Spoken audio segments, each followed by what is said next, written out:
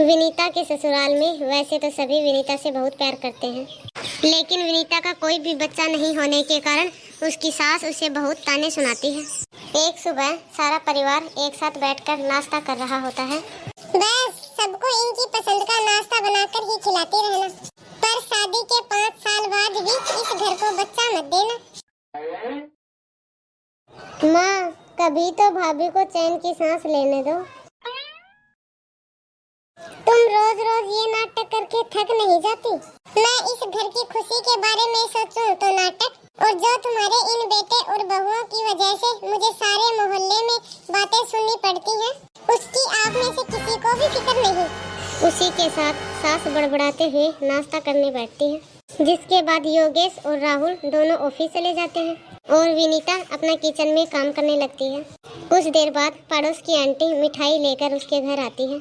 योगेश की मम्मी, ये लो मिठाई खाओ, कल पोती हुई है और कल घर में हवन भी है। मुबारक हो बहन, हम जरूर आएंगे। वो क्या है ना, तुम और तुम्हारे पति और अपने दोनों बेटे को ही लेकर आना बहन। पड़ोसन की बातों से ही विनीता की सास को समझ में आ जाता है कि वह विनीता को साथ में लाने के लिए नहीं बोल रही है। उसको हम लोग अपने साथ नहीं लेके जाएं, जिस पर वह कोई भी जवाब न देकर अपना सर हिला देती है और पड़ोसन वहां से चली जाती है। सुबह से शाम हो जाती है और एक बार फिर से डाइनिंग टेबल पर खाना खाते हुए बच्चे की बात शुरू हो जाती है। माँ, आपको पूरा समय बच्चे और भाभी को ताना देने के अलावा और कुछ याद नहीं रहता क्या?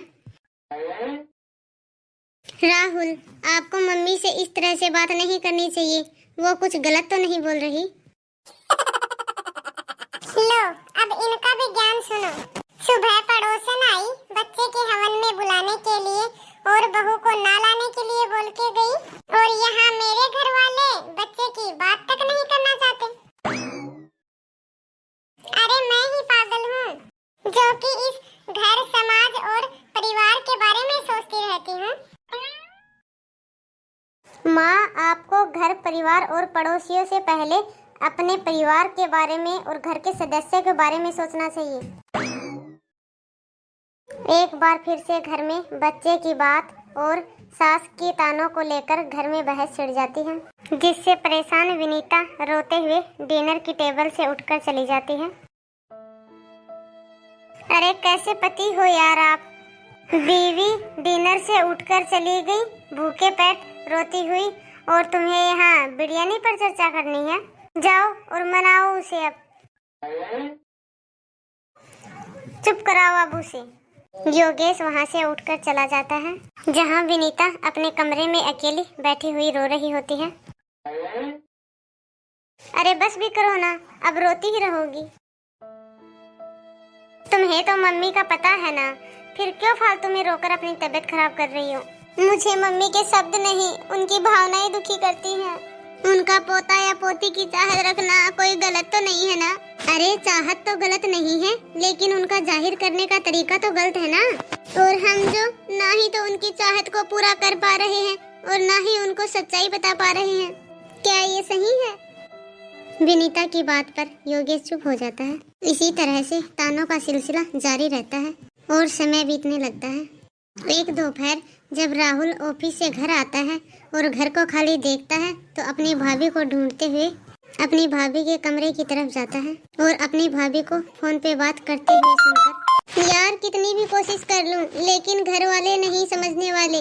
कभी कभी तो मन करता है कि सुसाइड ही कर लूं, लेकिन फिर सोचती हूँ कि दूसरी लड़की आएगी तो सारी सच्चाई जानकर योगेश और बाकी सब घर वालों की इज्जत कर पाएगी या नहीं।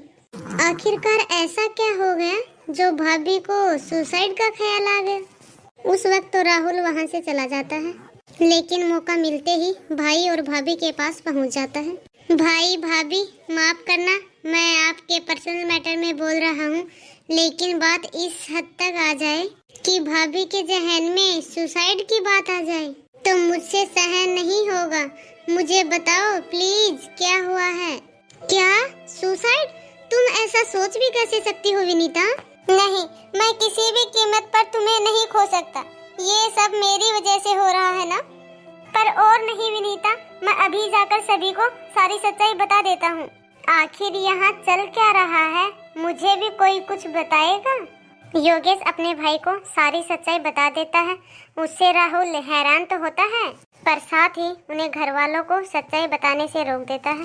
तीनों अगली सुबह मम्मी पापा के उठ जाने से पहले ही घर से निकल जाते हैं।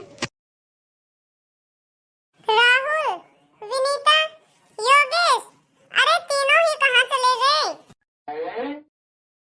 जरूर तुमसे परेशान होकर बच्चे घर छोड़कर चले गए। सास ससुर दोनों में नोक-झोंक चल ही रही होती है कि इतने में ही तीनों घर के अंदर आते हैं और विनीता की गोद में एक छोटी बच्ची होती है। सुबह सुबह तीनों कहाँ गायब हो गए थे? और ये छोटा बच्चा किसका उठा लाए हो? किसका क्या मम्मी, आपकी ही पोती है। क्या मेरी पोती? हाँ माँ, आपकी ही पोती है। अरे ये कैसे मुमकिन हो सकता है? क्यों माँ, मुमकिन कैसे नहीं हो सकता? जब हमने इसे बेटी मान लिया तो आपकी भी तो पोती बन गई ना माँ। अरे ऐसे कैसे किसी के भी बच्चे को मैं अपनी पोती मान लूं? अरे बच्चा पैदा करने के लिए कहा था। किसी भी बच्चे को उठाकर ले आए, उसके लिए नहीं बोला था हमने।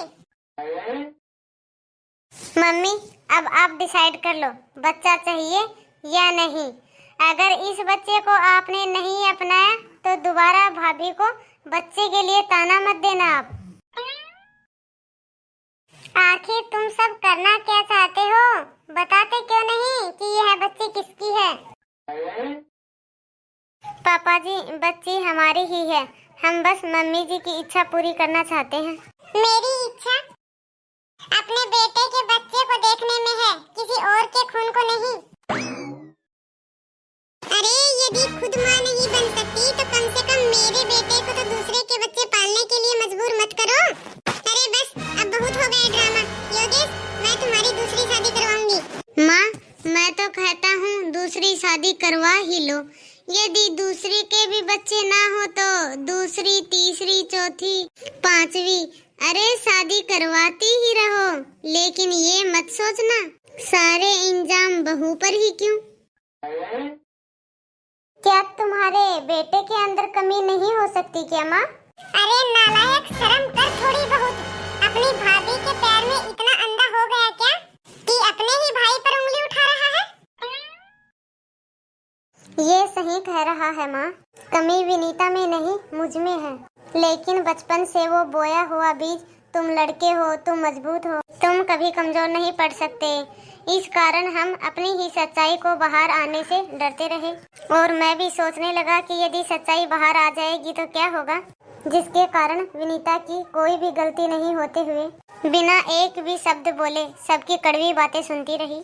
मुझे माँ नहीं बन पाने का उतना दुख नहीं, बल्कि दुख तो इस बात का होता है माँ जी कि क्यों दुनिया की नजरों में माँ बनना इतना जरूरी होता है।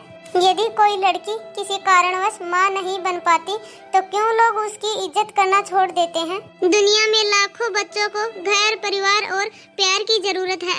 हम उन्हें भी तो वह प्यार दे सकते हैं।